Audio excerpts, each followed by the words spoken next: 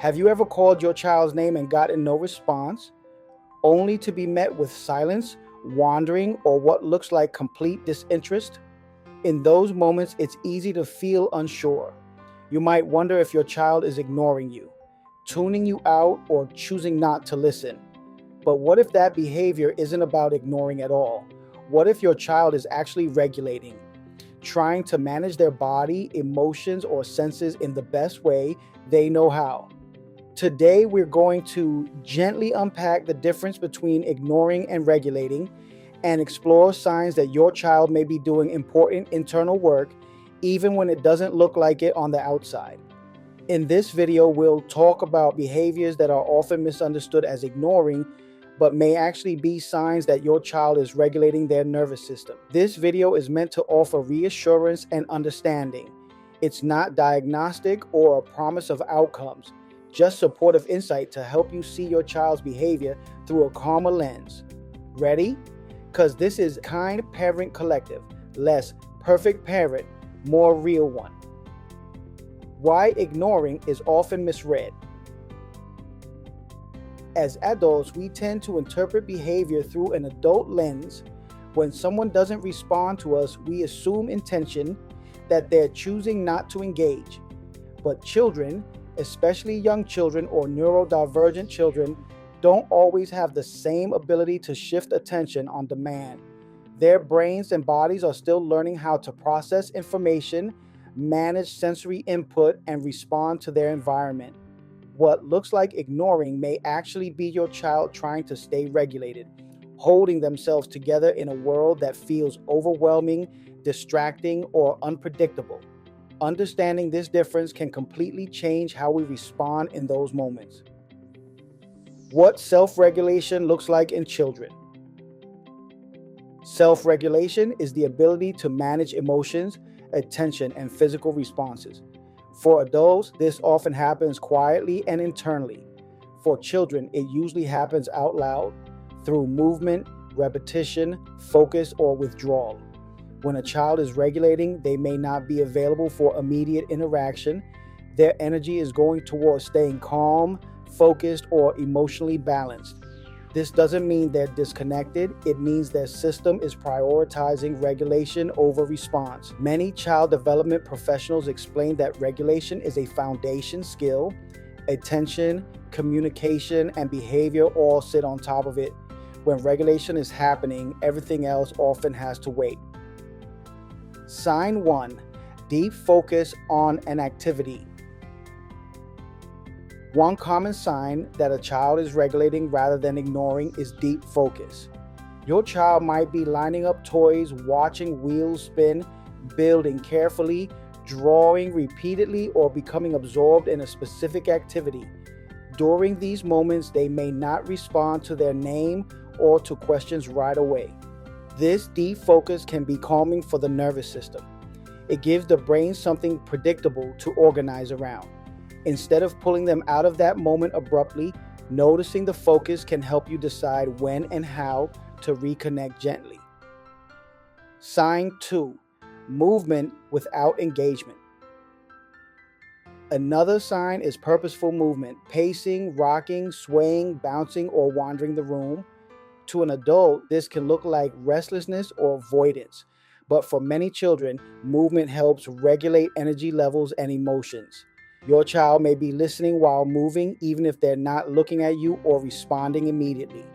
Their body is doing the work that allows their brain to stay present.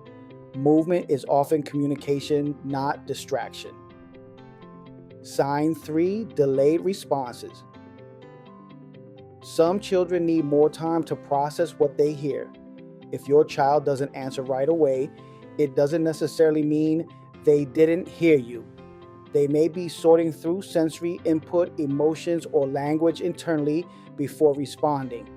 This processing delay is common in many children, especially during transitions or emotionally charged moments. Giving a little extra time before repeating yourself can sometimes make a big difference. Sign 4. Reduced eye contact. Eye contact is often treated as a marker of attention, but for many children, eye contact requires effort. When a child looks away, down, or to the side, they may actually be focusing more deeply on what they're hearing. Reducing visual input can help them process language. Avoiding eye contact doesn't mean avoidance of connection. It often means the child is regulating sensory input to stay engaged. Sign 5. Quiet withdrawal. Some children regulate by becoming very still or quiet. They may sit alone, retreat to a corner, or appear emotionally distant. This can be worrying for parents, especially if it happens often. But quiet withdrawal can be a self-protective strategy, a way to reduce stimulation and regain balance. Staying nearby without demanding interaction can support regulation without adding pressure. Why regulation comes before response. When a child's nervous system is overwhelmed, responding to others becomes secondary. This is why reminders, questions, or instructions don't always land in those moments. The child's internal resources are being used to cope, not to communicate. Many therapists emphasize that regulation comes before reasoning. Once a child feels settled, they're far more able to engage, listen, and connect. How parents can support without pressure. When you notice signs of regulation, the most supportive response is often to slow down. Lower your voice, reduce language, give your child time and space while staying emotionally available. Simple phrases like, "I'm here," or "take your time" can signal safety without interruption. Connection doesn't require immediate compliance. Reframing the story you tell yourself. It's natural to feel frustrated when your child doesn't respond, but the story we tell ourselves matters. When we shift from "my child is ignoring me" to "my child is regulating," our response changes. We become calmer, more patient, more curious. That shift doesn't excuse unsafe behavior, but it does create room for understanding. When to reconnect. Once regulation has happened, children often reconnect naturally. You might notice your child approach you, make eye contact, speak, or respond more readily. This is your cue that their system is ready again. Meeting them in that moment, calmly and without frustration, reinforces trust and connection. When your child appears to be ignoring you, they may actually be doing important internal work. Regulation isn't always visible. It doesn't always look cooperative or responsive, but it's essential.